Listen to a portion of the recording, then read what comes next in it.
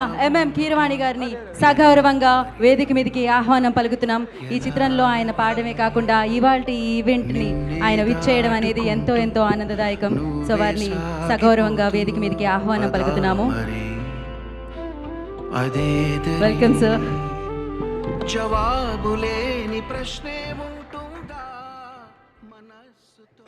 Sir ఆ మంత్రం ఏదో అడుగుతున్నారు సార్ వాళ్ళు. మాటల తర్వాత ఆ మంత్రం కూడా చెప్పండి please sir. Over to you sir. అందరికీ నమస్కారం అండి. అందరూ కొత్త వాళ్ళు, యంగ్ బ్లడ్, ఎంతూజాజంతో, ఉత్సాహంతో ఈ నిర్మించుకుని ఈ పండగ చేసుకుంటూ ఈ తీస్తున్న ఈ సినిమా శ్రీ చిదంబరం గారు చాలా సక్సెస్ సాధించాలని కోరుకుంటున్నాను. ఎవరైనా సరే, నేనైనా ఎవరైనా సరే, ఇండస్ట్రీలో ఎవరైనా సరే ఏదో ఒక రోజు ఇట్లాగే కొత్తగా వచ్చిన వాళ్ళమే.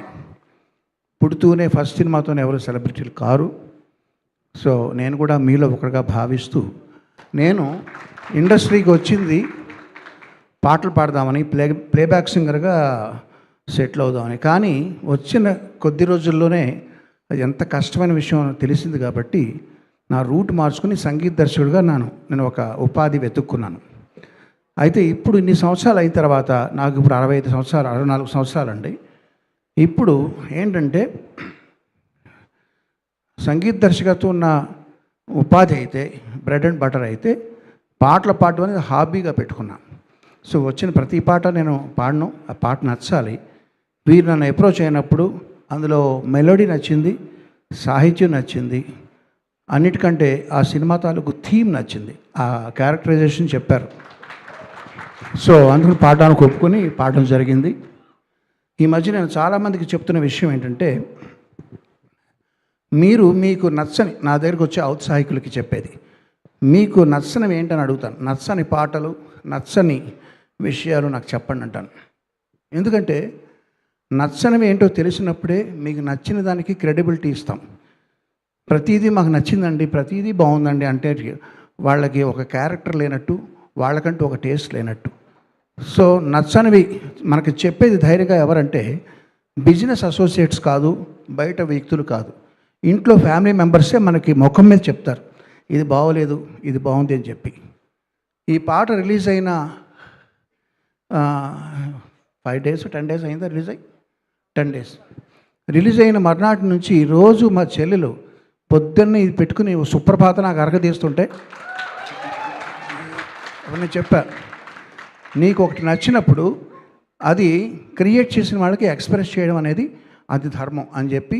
తనది సినిమా ఫీల్డ్ కాదండి, తనకు సంబంధం లేదు, ఎవరితోనూ సంబంధం లేకపోయినా వినయ్కి నేను ఆ కాల్ చేయించి తనతో ఆ విషయం చెప్పించాను. సో అలా చెప్పినప్పుడు ఏంటంటే వాళ్ళకి ఒకటి ఒక సాటిస్ఫాక్షన్ వస్తుంది క్రియేట్ చేసిన వాళ్ళకి. సో నేను చేసే పని అది ప్రతిసారి అది మా చెల్లెలతో చెప్పించాను. ఇక ఏముందంటే, నేను ఈ సినిమాలో చిన్న పాట పాడాను. I'm very happy for that and thank you for giving me this wonderful song. Ravi and Chandu, all the best you. Vinay, all the best, all the team, all the best. ఇప్పుడు మంత్రం అడిగారు కదా, నవ్వేస్తూ బతికేసేయి, అదే సార్.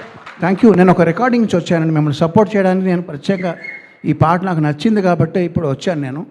సో మళ్ళీ నేను రికార్డింగ్ కంటిన్యూ చేయడానికి వెళ్ళాలి కాబట్టి క్షమించండి మధ్యలో వెళ్ళిపోతున్నందుకు. All the best dream and I'm happy for this. Thank you sir. ఒక ఫోటో కోసం మీరు వేదిక మీద అందరినీ పిలిచేస్తాను సార్ నేను. అండ్ అలాగే ఒక్క లైన్ మీరు హమ్ చేస్తే బాగుంటుంది సార్, ఖచ్చితంగా. Please please please sir. Yeah.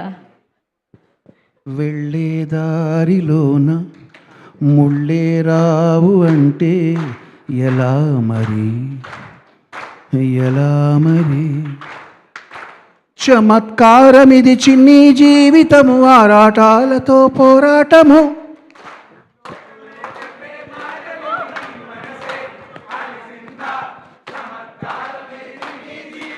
భలే ఓడివోయ్ చిదంబరం, లేదు మరి రజలాగా నువ్వు నవ్వేస్తూ బతికేసే, దమ్ దరం దమ్ దర దర దమ్ దరం దమ్ దర దర దమ్ దరం దమ్ దర దర దర దర దర దర.